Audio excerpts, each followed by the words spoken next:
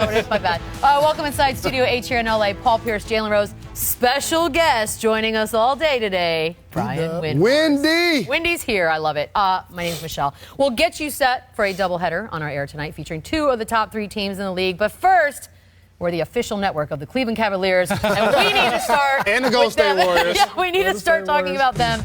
They have lost 7 of their last 10 games, giving up nearly 118 points a night in that stretch. After Tuesday's double-digit loss in San Antonio, Ty Lue said he's going to make a change to the lineup. Wendy, I want to start with you. Is that what it's going to take to make a difference in this Well, team? it's a good place to start, Beads, because the lineup that they've been starting ever since Isaiah Thomas entered it is one of the 3 worst lineups in the league. Okay. And last night, Ty Lue made an interesting decision that certainly had my phone blowing up, which is 6 minutes to go, 5-point game.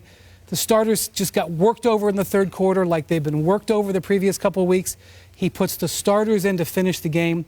They get wiped out by really San Antonio's B team. They're missing a bunch of their players. And, you know, it's like, wow, why would he do that? J.R. Smith, Jay Crowder, Isaiah Thomas defensively just getting destroyed. He did say after the game he's going to make changes, and that's what the front office has been pushing for. They really want him to shake things up. So Friday against Indiana, we'll see what he does. I'm not sure where they go from here because, I mean, what do? Do you put Jose Calderon back in the lineup? Because obviously they had their best stretch when he was there. I know they weren't playing quality opponents at the time, but they were winning games. I just don't know if shaking the lineup does anything different. Maybe put Tristan Thompson out there, a guy who can guard the pick and roll a little bit better, maybe defend the rim, rebound a lot better. Go with him and Love because that's what got them to the finals over the last couple years with those two. So, but in doing so, I'm still not so sure it turns things around for them. I'm sure, and you alluded to it, the change has to be starting Tristan Thompson. It's not going to be Isaiah Thomas. You can't bring Isaiah Thomas off the bench because you're actually going to need his offensive productivity.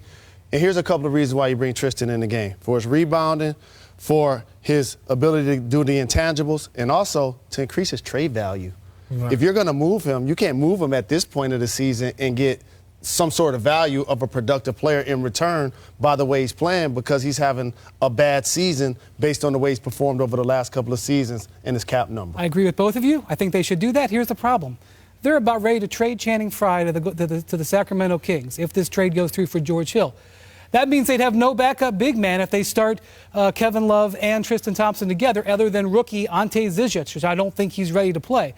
Their limitations on their roster are definitely an issue, which makes me think that there's a second move that the Cavs are planning to get another center or another big man in there if they're going to go to that lineup change. But I agree with you. Also, J.R. Smith, great guy. I love him. I respect him. You can't play him anymore. He's got to come out of the starting lineup. And whether you put in Kyle Korver or my feeling is rookie Cedi Osman. And the reason I say that is because at least Cedi Osman will play hard.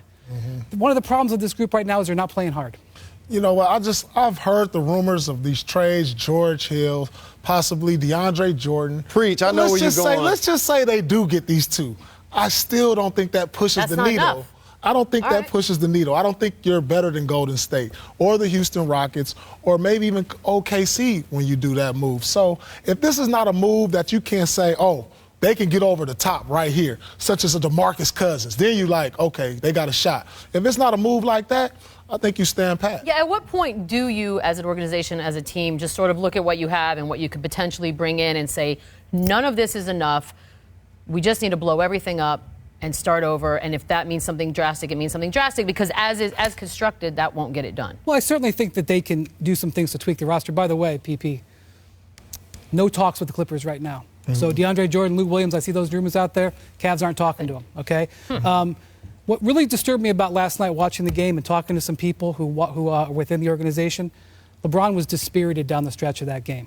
So many times we've seen in his career where LeBron's come into a game that could have gone either way in the fourth quarter, and he's carried him home. Maybe he gets him there, maybe he doesn't. He comes in that game yesterday with that lineup, he doesn't even hit the gas. And that's really concerning for the Cavs. Well, the main lineup change that's affecting the Cavs is that they traded Kyrie Irving premature. He had 2 years remaining on his deal. LeBron James had 1. You hold on to the young asset and see what happens, a la Shaq and Kobe. But with that being said, you change the lineup to just try to infuse some enthusiasm, a different level of emotion. Because the way this team is playing, they're not going to win the East like this. You're talking about Houston and Golden State. They won't even make it past Toronto the way this team is playing right now. What is the deal with Kevin Love? Why are we seeing things like we saw last night with Jay Crowder walking over his body, not helping him up? Wow, that was an incredible moment. Out of everything that you've seen, and not only that, he kind of looks down at him and is like, nope. Yeah. Then kicked him right like it's there. personal. Kicked him on his foot. Kicked him. In the Cavs general manager's office, it was David Griffin's first, and then now it's Kobe Altman's. There's a photo from their championship season where Tristan Thompson's laying in the paint, and all 4 of his teammates are reaching to pick him up. They've got, there it is right there. That's 4 feet by 5 feet in the Cavs. Every conversation Kobe Altman has in his office about trades, that's what he's looking at. Now, granted, it's a time and place sort of thing. But when the Cavs are right, that's the kind of team they are. That was the group that won the championship. You see stuff like that. Another thing, Kevin Love, no matter what you think about him, if you think that maybe he doesn't, defend as well, some people think he might be a little bit too soft for being a big man. He's been a professional. He was involved in trade talks last year. He didn't complain about it. He came to work the first day of training camp, just got named to the All-Star team. He gets called out over the weekend by his teammates. Right. He comes and takes it and says, hey, we're going to try to spin it forward. He shows up last night and plays. He's not the one complaining. He's handling it like a professional. Is there any chance that he would want out at some point, knowing this team's not going to win another trophy and his pride at this point is at stake? He says no, which is the professional thing to do. Right. But I'd love to know what he really feels and what he says. Well, here's the difference between struggling teams and really good teams. And Paul won a championship. He'll tell you this. When you're on a really good team and you make a mistake, people can call you on it. And then you're like, my bad. But when you're on a bad team, it becomes an argument, a disagreement. And you saw a winning team, a championship-level team, rush to help their teammate up. This Cavs team, you saw Crowder walk over Kevin Love. Yeah. And that's not the first time we've seen a player on that team do that to Love. So this is why you have to make a move. This team went to the finals 3 straight times. Where's the love lost? I mean, these guys have been together. Maybe not Crowder, but certainly LeBron. He was there. When you're on a good team, you're having fun. I've been on teams where guy ran the whole length of the court to come pick me up. I'm talking about, that's a team right there. Now, why should this team feel like they're in that place, even though they're struggling? They have to feel somewhere inside that, look, we're the best team in the East. We can get back to the finals. Let's not worry about regular season. There's times where they're coasting, but guys, we'll pick it up when time's necessary. But you don't have that feel that they can do that this year. They're 29th defensively. They're one more bad quarter from being 30th defensively. Yikes. I mean, even when they give effort defensively, they're a bad team defensively. Right now, they're not giving effort. They don't have the margin for error to push themselves. Last year, they were the 22nd defensive team, but they were coasting. So in the playoffs, when they hit the gas, they moved up to being a halfway decent defensive team. This year, look at where they are. You can't all of a sudden improve to 15th by just by playing harder, and that's an issue. It's so funny because if I'm Kyrie Irving, I'm sitting on my couch with some popcorn. Like, look, I jumped off the Titanic. He did. And as a matter of fact, that's why he's liking videos of LeBron James yelling in the huddle at an assistant coach, because this is probably why he wanted to leave, to be in a situation where it was all about the guys, not necessarily about only LeBron James's leadership, and then trying to figure out what everybody else is going to do. It's ugly. It's a different kind of ugly than we're used to. I covered the 4 years of the Miami Heat where we had all kinds of drama, right? You were in on a lot of that stuff. I've covered this team now for 3 years. All that stuff, subtweeting, issues here, issues there, mid-season trades, David Blatt being fired at midseason. I've never seen it like this. You're the ultimate Cavs and LeBron James insider. I must ask you this. With this level of dysfunction, is this making it easier for LeBron James to exit stage left, where he can now say, look at what the franchise made itself into? My hands are clean. See, here's the thing. When the Cavs won 13 in a row in December, I would say the answer to this question would be, we have to see where things are in June. When they've lost 8 of 10 or whatever it is. Preach to me.